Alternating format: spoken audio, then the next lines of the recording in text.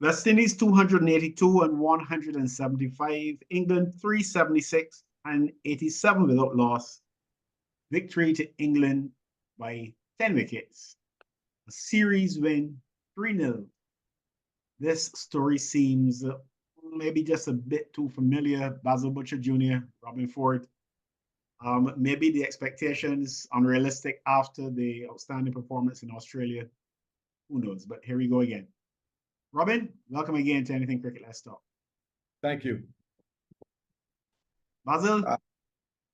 Thank you. Thank you for having me again. How you doing, Robin? Very good to see you, Basil. Yes, sir. Yeah. So, here we are again, guys. Expectations met. I mean, what were you looking or expecting from this series, Basil? I can tell you this. I don't get high when West Indies win a game. I don't get low when they lose a game. The victory in Australia was a great victory, an unexpected victory. I did not expect to see, when we came back from Australia, the first thing I wanted to look at was to see how the guys that went to Australia, they come back now. We had our first class season that came up. I wanted to see what they would have taken from that Australia experience to continue to build upon in our first class game, albeit the conditions are a little different, but they are accustomed to the conditions at home. I didn't see a whole lot of that, right? Kirk McKenzie, as an example, he continued what he did in our first class season into this test series against England. Kirk McKenzie looked nothing like the batter we saw in Australia. And so we've seen this rodeo many times where West Indies get a nice victory and then gone back to square one. But the thing is, we are at a stage now, I think, in our cricket where our teams are only going to be able to show flashes of brilliance, but not that consistency that those of us who remember the halcyon days, we used to see. That's not something in the cards, in my view, today. Robin, what's your take on this? 3-0 to... Well, my take on it is strictly, I expected them to lose 3-0. But what really, I would suppose, upset me was the way in which they performed. I liked the fight that I saw from some of the batters, but my major concern, again, is before bowling and the handling of the resources by our captain, Braffett. Many times we had England, well, for instance, in this test match, we had England at one time 54 for 5. Mm-hmm. And we allowed them to run up to 376. That is really unacceptable. And the reason that happened was that the captain allowed the game to meander.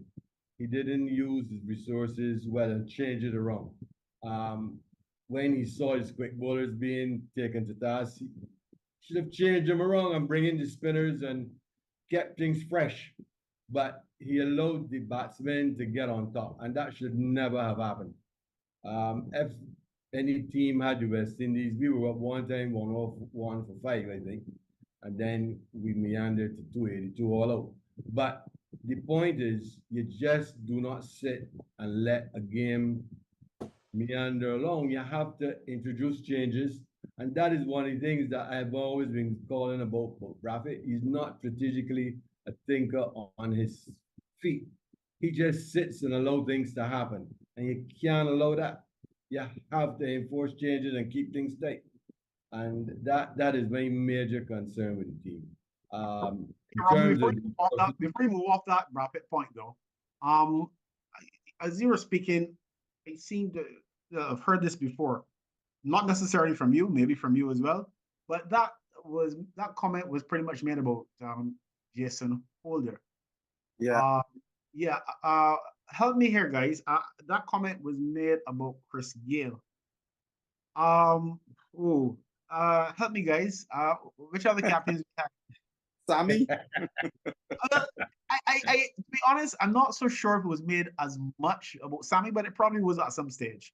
What that was made about every captain virtually since Viv Richards, and in fact, the most criticized captain that we have had, Brian Lara. So I don't know if I'm being too, I don't want to say scholarly, that may seem self-serving. I don't know if I'm overthinking things, but it seems to me that if all of our captains or most of our captains have been found short in particular areas, then it suggests to me that the problem is not the individual. The problem is the environment in which they operate, or the preparation or lack of. And I say all that to say that we have done very little to prepare our young men, our young cricketers, for leadership and captaincy. And therefore, they go there and they make mistakes. And you would say to me, Robin, I suspect that he's been doing it a long time and therefore he should be better. But guys, if I am doing the wrong thing for a long time, all of what happens is that I get good at doing the wrong thing. Yeah. So there has to be preparation. There has to be some sort of program to prepare our young people for leadership and captaincy. And I say leadership and captaincy because when I say captaincy, I'm thinking more maybe tactics, cricket awareness. When I say leadership, I mean the two are intertwined. But there's more to it than that because leadership now involves man management, how you talk to players when they're doing well, things of that nature. We don't prepare our young people for that. What does a guy at 27 years old know about life? Come on. Because a guy goes out there and he can hit a ball hard and that you can't see it and you can stand up and applaud. What does he know about life at 25 or 26 years old? You've got to prepare these young men. Yeah, I give you an example. I mean, Robin raised some fair points. I'll give an example. We did not see until this test match to start out with a sweep on the offside when England was killing us going through because one, our bowlers were either bowling too many short balls and we let them get off.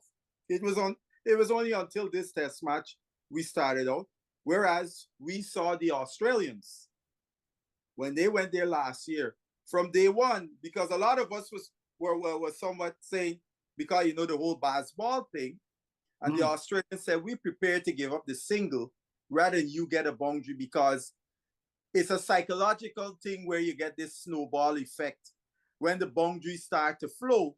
This baseball, you know, the aggressive nature of the English batters. And it's only this test match I saw it.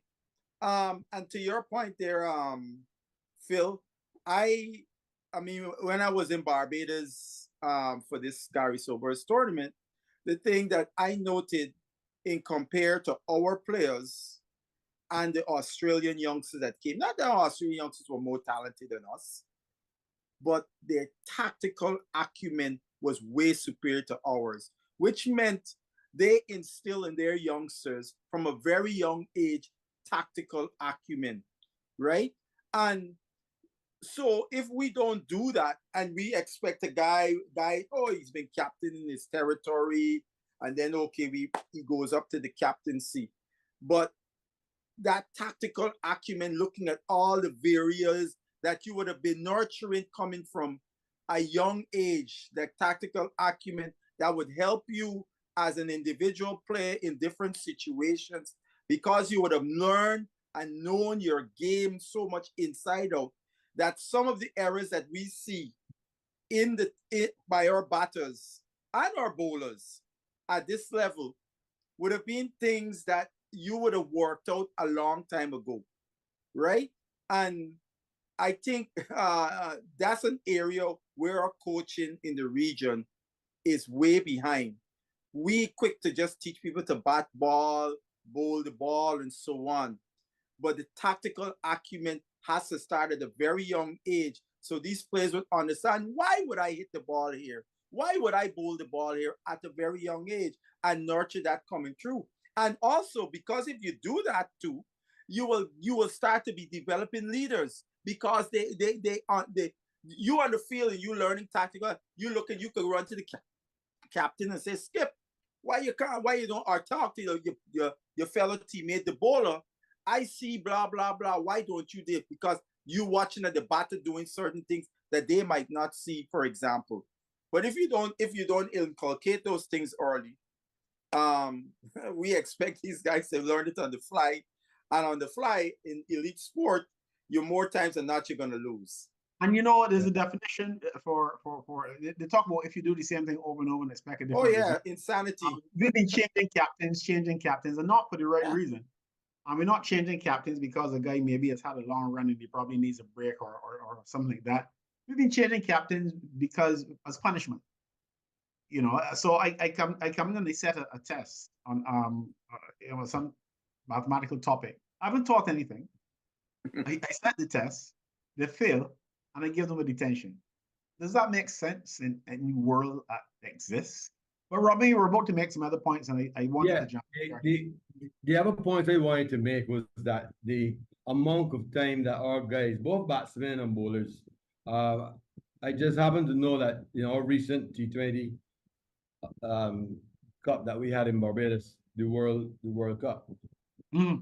It is said that the Indian batsman Kohli, when he goes to train, bats like 10,000 balls, in a session. And the bowler Bumrah, when he comes off the field, he goes in the net and practice. I am of the firm opinion that both batsmen and bowlers do not practice with long enough and with enough intensity. So it begs the question, what are the coaches doing? Because we keep seeing the same thing happening over and over again. You can't get a guy like I am on Alzari Joseph case. He cannot bowl six good balls over. He would bowl 3, and then he would spread down the leg side or come too short or too full. And you cannot do that. And that is the I think they need to practice more with more intensity. That is one of the things. In case of the batsmen that I say, I think we got talent. I can't give it up. We have talent definitely in the West Indies. We just have to hone it and work with them more seriously. And somebody made a point that we got to keep the group together and work with the guys. In terms of Kirk McKenzie, I don't think he may have done not too badly in Australia and they gave him a chance, but definitely I don't see him up to this standard at all. So we need to look for some other batsmen. But I think we need to practice with more intensity, both bowling and the batting. And then the third aspect of feeling, we just cannot afford the drop catches. You drop catches, and you get yourself hurt. Even in the second test match, we dropped the guy Pope. I think Ollie Pope got dropped twice, and he ended up with making 121. You can't do that. So that is that's what I would like to see the coaches focus on. The thing about catches, I just want to add this quickly. Yeah, go ahead. They could afford to, England, because of not the stellar level of our competition, could have gotten away with dropping some catches. If you remember the Ashes last year, when they dropped catches, what happened? They lost the matches, right? So there again, because youngster Louis got dropped. That was a sitter or by Mr. Stokes. Stokes don't drop those type of catches. When was this you're talking about? Yesterday. The second innings or the first innings? Second innings, he should have been out. We should have been down 3 wickets. A ball just pushed him it off, and Stokes come and the ball, because you're talking about during his innings of 57. Yes, he would have made about 10. Okay. Yeah, he would have made about 10. Right, they would have had 3 wickets long, and even then today, the catch that Crawley dropped that damaged his finger, that was another simple catch too. The one that was a blinder. He would have had to catch the third one that went to Brook in off of Do you recall who Crawley dropped? Crawley being a right-hander, which would have been my man that made 52. Hodge. Hodge made 55. Yeah, and there was a catch that Hodge early. Hodge was like about a duck, I think it was, and the ball went to the right between the wicketkeeper and Root. Root didn't even get a hand to the ball. And I teasingly said, if that was Steve Smith, he would have been out. Because I see you're pulling us, you're really pulling us apart, though, Basil, because you're saying that the two guys who scored the half centuries shouldn't even have scored 20. exactly. We don't even have that to hold on to. If England had taken the catches, I mean some basic catches, we would have lost the game. Okay, so let's accept that catches. But you know, that's part of the game, dropping let's hold on to that. But I'll tell you something though. Hodge, you know what, 2 half centuries and a century in his 5 test matches so far. And we don't know where he will go with that, but I'm not surprised. If you had asked me prior to the Australian series to choose one batsman who would likely be more of the newer players, who would likely be more successful than the others, I probably would have gone with Hodge for the simple reason that the preparation has been a lot better. Hodge has been playing cricket around the region for quite some time. He was in the UWI's program, and if you have any idea of what that is like, you would know that if you don't learn something from being around that environment, it means that you don't really want to learn, you know. And he himself said that he has been trying for a while, and every time, you know, he was overlooked, and he's, you know, he was a bit disheartened, but he kept. So he's been through the system. He has been through the thick and thin, has seen hard times, has seen good times. But when you take guys who are performing and who've had one good season and put them in a test match, I think you're really doing an injustice to them. Yeah, I mean, we saw, I learned something during this test match, or the last test match, because I was wondering why Hodge and Root, I would see the two of them very amicable, you know, during the game.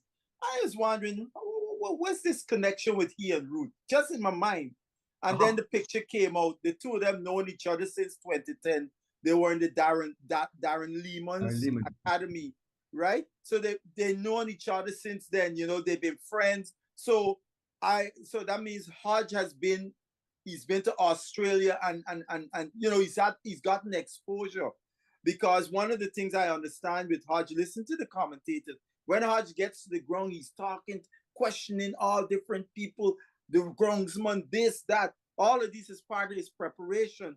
So he gets a feel, he can now crystallize a plan when he's walking out, what to expect and in the battle that he's going to face. You know, even if he get a good ball and he get ducked, as Sangakkara once told us, I was in a group of coaches, and Sangakkara was talking about batting, and the thing what Robin just stated about preparation.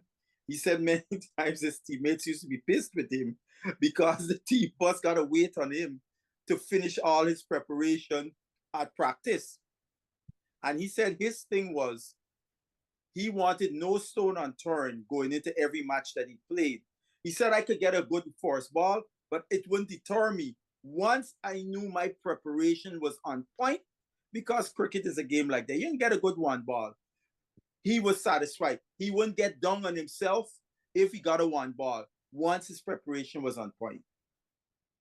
And I think that's a valuable lesson for young players. For them I'm glad you share that, because I mean, I've been on about preparation for a long time, and I don't know the extent. I know at the level in which I debate with others like yourself, I know the value of it is not really seen.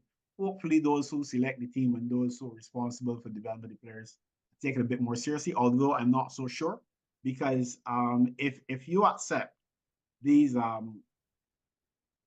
don't even know what to call them. I would call them friendly matches. I could call them, they're not food matches. These matches remind me, in fact, they're not even as serious.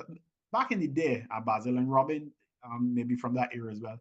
You remember food cricket, Basil? Before you had all this cricket on Sundays, the serious cricket, the guys would play what we call food matches on Sundays. Do you remember that, Robin? Fet matches. You call them fet matches, food matches, whatever. Yeah.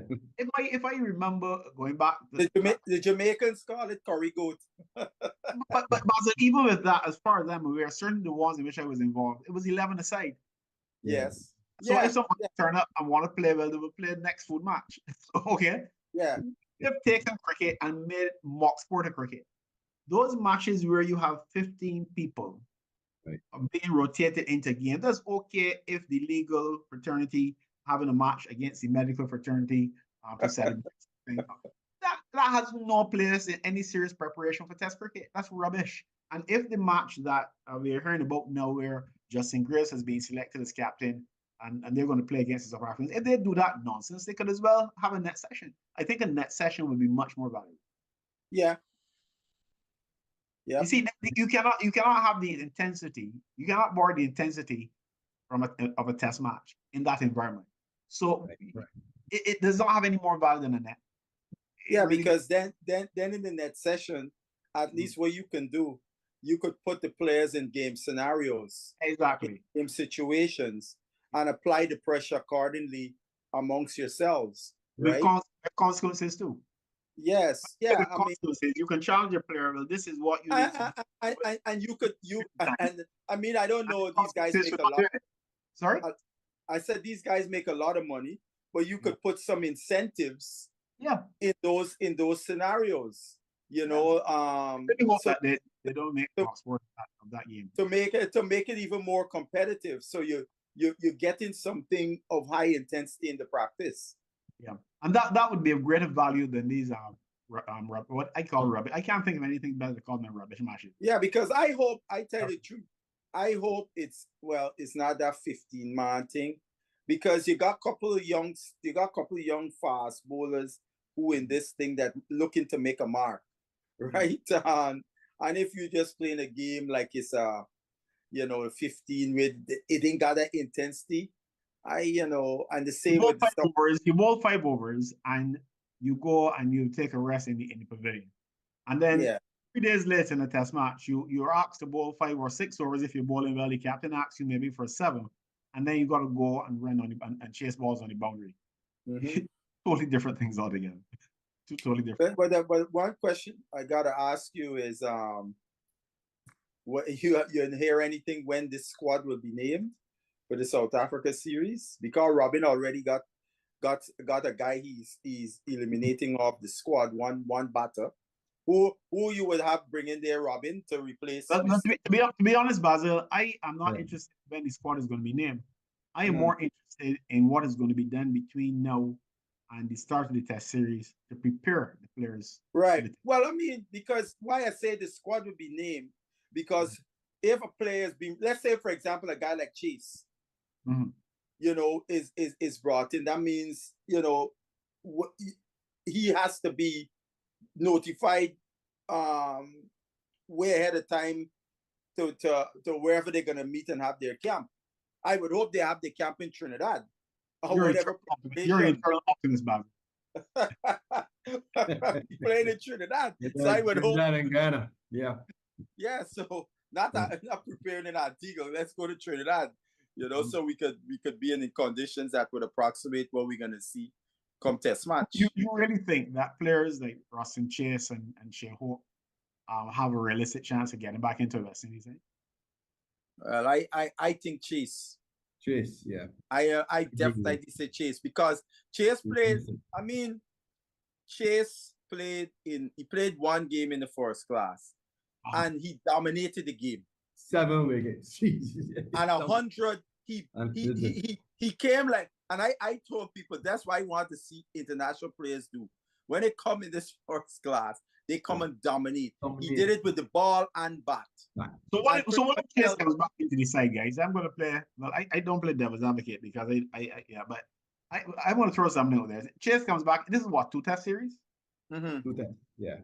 Yeah. Chase comes back into the side, and he scores a 40-odd or a half century and three low scores, and he picks up 2 wickets in the series. What would your response be at that point? It depends on how we pick up the wickets, what else he did with the ball, and the low scores. How did he get out, etc., etc. I want to see the play, because here Sinclair obviously would not gonna be in the team because of the hairline fracture to his arm. So that's where I see Chase gonna be coming in the team, in my view, because Sinclair is not gonna be able to play, right? So that's why I even more so I think Chase should play. I know Chase is in Canada right now, I think, with his GTO, the T20 tournament they got in Canada. But he is one guy I think should be in this team come against South Africa. Okay, so I like about Chase. What I like about Chase. What I was getting at though, what I was getting at when I threw that question out there, I'm not. Don't read into that. I don't want to say. I know why you asked the question. No, I don't want to hear. I don't want to hear a headline that says Philip Hackett says no room for Chase and Hope invested. That's not where I'm going. No, I know what you're asking. Okay. What do you think I asked the question? You're asking because you're gonna hear a whole lot of detractors gonna come out of the woodwork. Hey, you see, we give you a chance, and look, we do. You're worth nothing. Let me go on. Well, there's that, but there's also the part where many of us see the value in players when they're not in the team. So we ask for people to be dropped, and then all of a sudden they're not playing, and we think that they're the solution to the problem that we've had for the last 20 years. But that's not even the main place I was going with.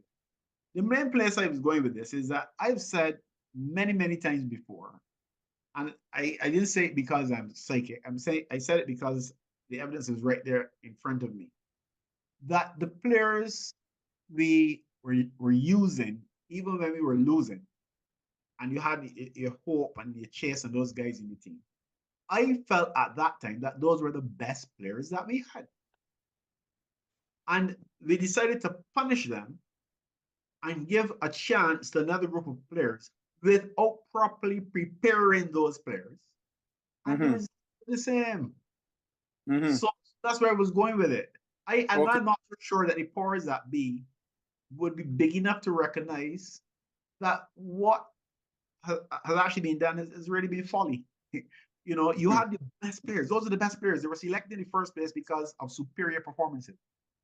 You weren't getting the results because the other countries are better than you. And rather than try to make your cricket as a whole better, you punish the players for being part of a system that is ineffective. And you're putting players who are not as good as them. I expect that we're going to do better. You will have moments of brilliance like in Australia. But the best all-rounder in the Caribbean right now for me in cricket, and cricket can be a test match. It could be a one-over ball off. The best all-round cricketer in the West Indies for me is Rustin Chase. I agree. I agree.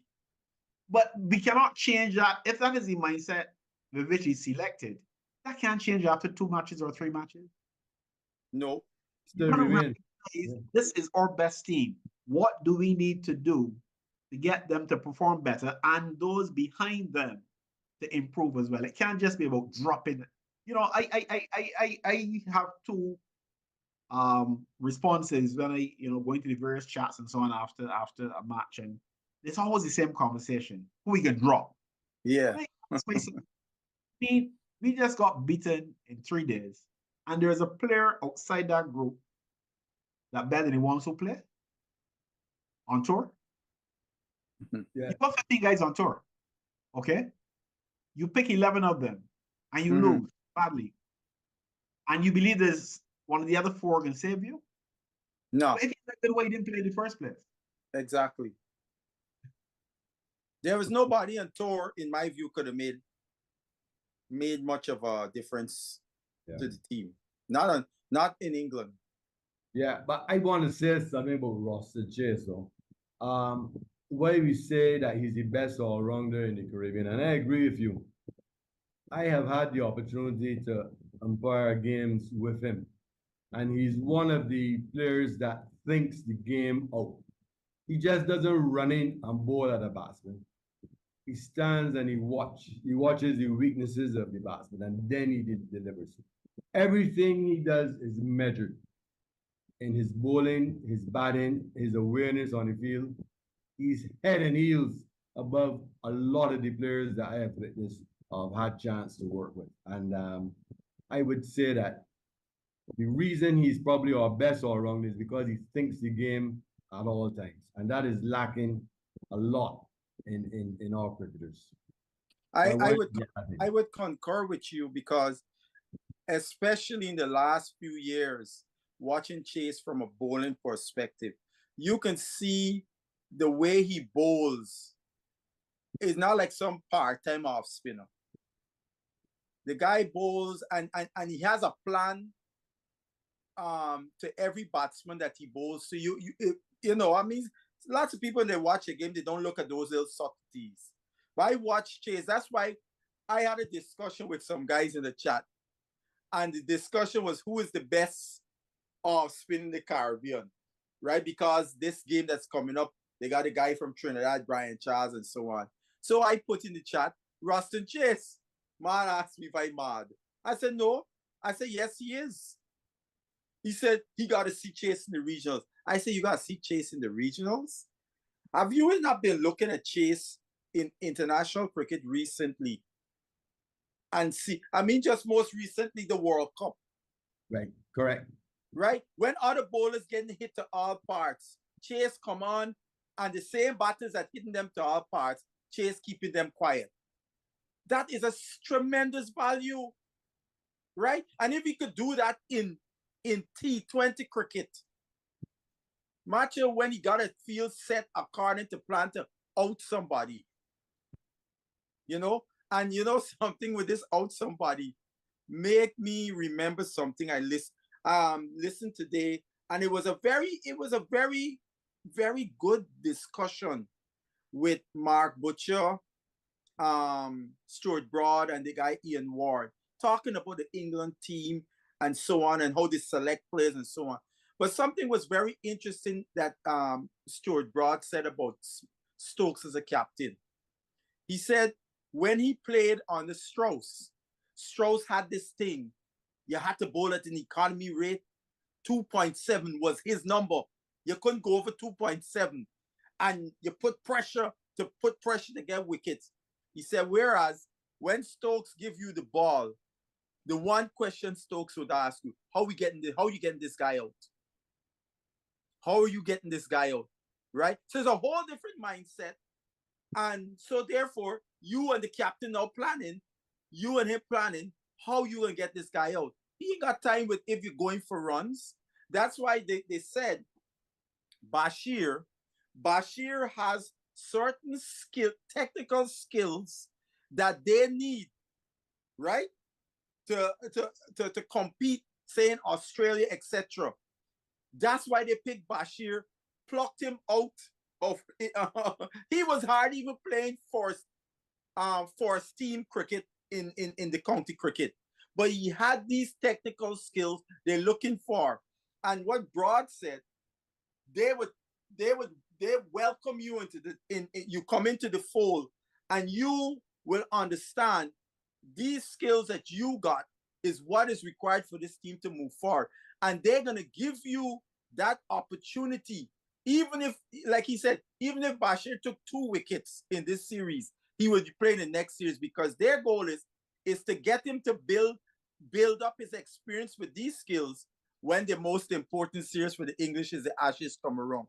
The same thing he said, the same thing is being said about this youngster to the other 2 guys, Atkinson and the wicketkeeper guy. Because that guy, Smith doesn't even wicket keep.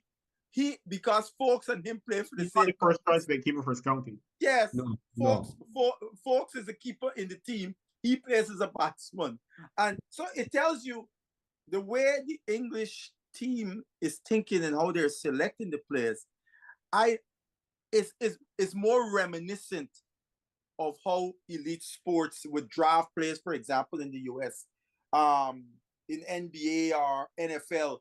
They see the skill set, and they said this skill set is the kind of skill set we need for our team. And now we're going to develop this player. You see? I think, correct. And you're right about Bashir. He spins the ball both ways. Yes. And not only that, the thing where he said Bashir is very accurate. He don't very go, accurate. And the other thing, if he gets hit, he don't get flustered and like a guy gonna start going flat. He gonna stay with it. So those are attributes they must have seen in this guy, watching him and say, wait, these are the skill sets we're looking for. I go further, Basil, and maybe I'm getting into the area of speculation. These are characteristics that they have seen. Mhm. It even be bold enough to suggest these are characteristics that may have been developed in him, not necessarily by the English Cricket Board, because bear in Mhm. mind, he didn't start playing cricket for England. He played county cricket before that. He would have played Mhm. school cricket. So somewhere along the line, he developed. Mhm. Yeah, because when we talk about West Indies cricket, for example, when I say West Indies cricket, I'm not talking about West Indies team per se. I talk about everything below. It's West Indies cricket because it is those skills, even from when we were young boys, we played like you guys would play cricket on the beach. We play on the street because we got no beach in Guyana. So we play on the street, right? You don't have a beach, or you got to go so far to find it that is not working. No. That thing we got shorelines. We got beach. Oh, okay. My apology. But listen, guys, we got to wrap soon. So let's look forward to South Africa. And one at a time, not both at the same time. But let's start. Okay. Maybe with, what would you like to see happen between now and the start of the first test match? What do you think we need to do, in short, to win? I shouldn't even say to win. Sorry, that we will be well prepared and therefore have the best chance of doing well against South Africa. Because realistically, you can have a high level of preparation, you can do all the right things, and you may still lose because somebody's just better than you are. Mm-hmm. So what do we do? What do we need to do? What would we like to see happen? Itemize these things for us that you would like to see happen, Robin, and then followed by Basil, so that we have the best opportunity to do well against South Africa. Well, in my mind, I think the first thing is we need to get these guys into some camp.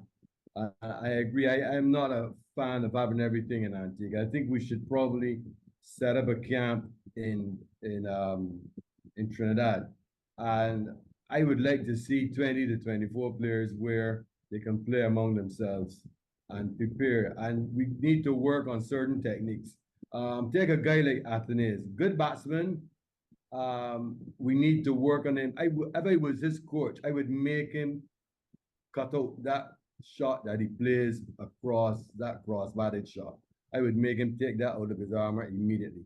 But we need to work with these guys in a camp and work on their strengths and weaknesses. I am a big fan of preparation, and I think our bowlers, both the quicks that we have and the spinners, we need to make them work a little harder to get their accuracy. I would say that our bowlers being so inaccurate is one of the major reasons we just lost the Tree Love. We cannot afford to bowl so many inaccurate balls, and the accuracy we are down on that. So I would love to see us have a camp and get these guys working in those areas. One of the things I always said is that I felt we need to get about 6 or 8 really quick guys and work with them and see what we can get. If we can have 4 fast, accurate bowlers coming at you all the time, and that would be one of the things I would like to see happen. Okay, before we bring in Basil, you mentioned Athenaeus, and this is just an example. I could pull almost any name out of a hat and say the same thing. 7 test matches, 1 half century, and an average of 23. And I recall that average is lower than most of the batsmen, if not all, that we have dropped. That word we love so much from the best last 5 years. In fact, when Chase was dropped, he was averaging more than that. He had 5 test centuries. And I can also, the point of concern though is that in most of the cases where batsmen were dropped, in the vast majority of cases, these are batsmen who started reasonably well and declined.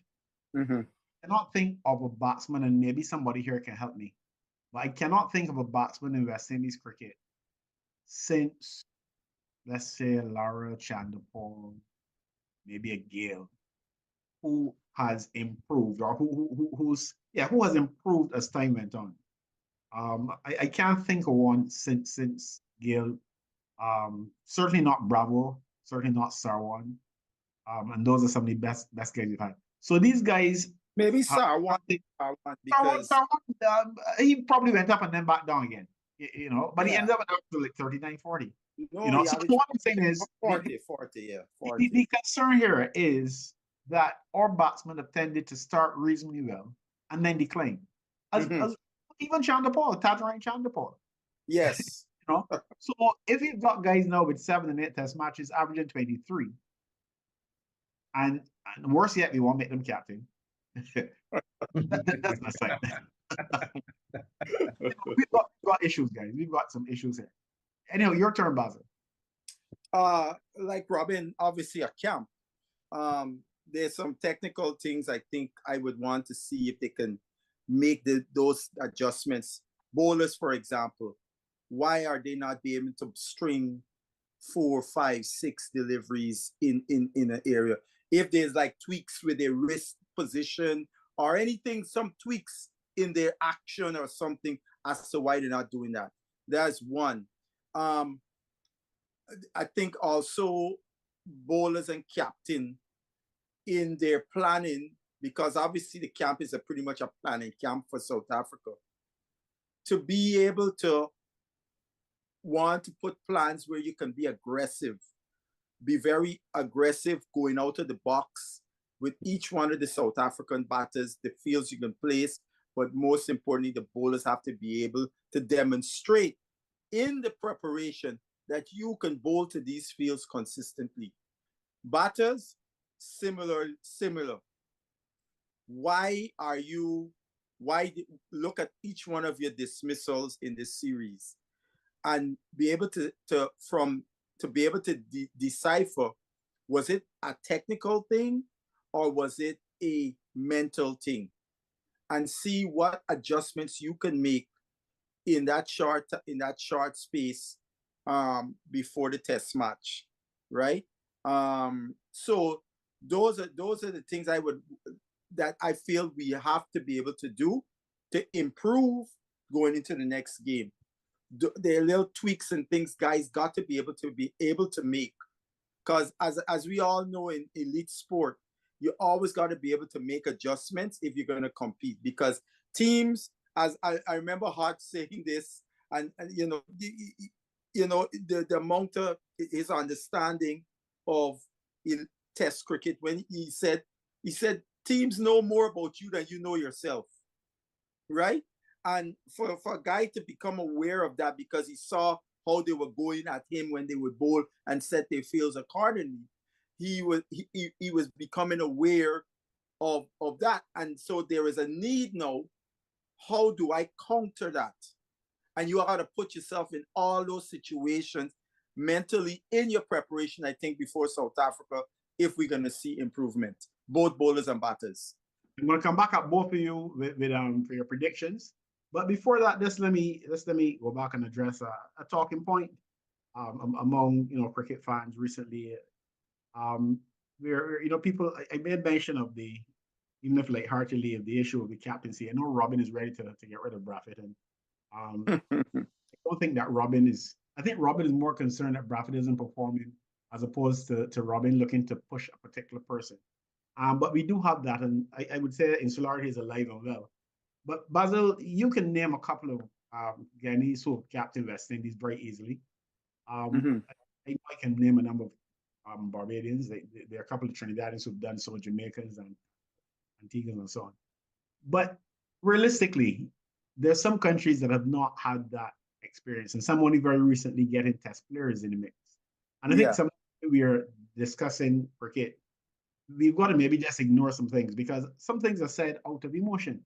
And you want a guy from your country to be the captain, not because you really think it would make a difference or because he's done anything that would suggest he's going to be better than the one before, but because you'll be able to say, yeah. And we've got to accept that is where some people are at, and ourselves to be distracted by it. So I just thought I would share that. And people are entitled to their opinion, but at the same time, we got to recognize when a person is speaking emotionally. I would say sometimes just ignore it and move on into the more serious discussions surrounding the cricket. Robin, your predictions of the South Africa West Indies. Well, to be honest with you, as you know how I feel about Craig Braffett, he's a Barbadian, but I wouldn't drop him from the team, but I would go for Joshua De Silva as my Just captain. party. I didn't mean that you were thinking of getting rid of him from the team. I meant from the Right. captaincy. From the captaincy, yeah, right. I would definitely go for Joshua De Silva. I just think that Braffett is too flat and he's not strategic and Yeah. Let's not debate Braffett. Braffett is the same as all the captains before him since Richard. correct. Okay, but What anyway, do you expect to see different from De Silva? well, I think De Silva would be more probably in tune with and follow the game more closely and probably make some more effective changes. You're basing that on when what? we have the opposition down, like 3 or 5 wickets down. Just don't sit back and let things. Yeah, but what you're basing that expectation on in terms of? I've seen De Silva just recently captain. I think he captained 1 or 2 teams, and I think that he has, from what I see, how he approaches the players and so forth. Right. I think he has more connection in getting things moving along. Because you know, on the cricket field, everything doesn't go your way. And if things start to go wrong, you got to make the changes. And so you think we need to make that change now, or do you think that De Silva, along with maybe 1 or 2 others, should probably be involved in a mentoring program that would strengthen those skills even more? What do you think? Well, we may want to probably involve him in a mentoring program, but I think the time has come to make those changes now. I think Braffett is at his wit's end. Okay. In my opinion. Yeah, No, I think fair enough. That's my opinion. But in terms of the outcome of this series, I would like to see it go 1-1 or probably a West Indies win. But there's a lot more involved here than it. But it could very well go 2-0. But I'm calling it a drawn series, 1-1. Even with Braffett as captain. Well, even as Braffett is captain. Basil, your prediction. I share Robin's position in terms of the. I'm looking to see a drawn series because South Africa don't have the same kind of batting pedigree like England. So I looking to see a drawn series, or even West Indies may be able to squeak it out, squeak a 1-0, because South Africa don't have the batting pedigree of England. And that's the biggest difference. They may have a bowling attack that's comparable, but their batting is nowhere near England's batting. So I could see West Indies playing in conditions where the South African fast bowlers will not have an advantage. We kind of put those 2 games in 2 countries where that would not be so. It would be a disgrace, though, that we put them games in them 2 countries and South Africa beat us still. That would be the disgrace. Right. And for those who don't know what you're talking about, the schedule. Yes, Trinidad and Guyana. Trinidad and Guyana. I mean, if you remember, the last time we played South Africa, we played them in St. Lucia, and the South Africans was like, wow, this is like home. And you were, and even in the chat, if you remember, Robin and Phil, that there are people like Mark Harper and others bitterly complaining how we could put a series against South Africa in St. Lucia and blah, blah, blah. And I said, Big Mark, you put it in anywhere else, they probably still would have beaten us. Because that South Africa team had De Kock and company. He was still playing. He don't play no more, right? So you're more optimistic. Okay, guys. Yes. Thanks a lot. All right. We certainly looked at a number of different areas. And let's do this more when the series actually starts. And yes, sir. Yes, let's do this again. So thanks to you, Basil. Thanks to you. All right, guys. Have a good day. Thank you. Okay. Bye. Bye.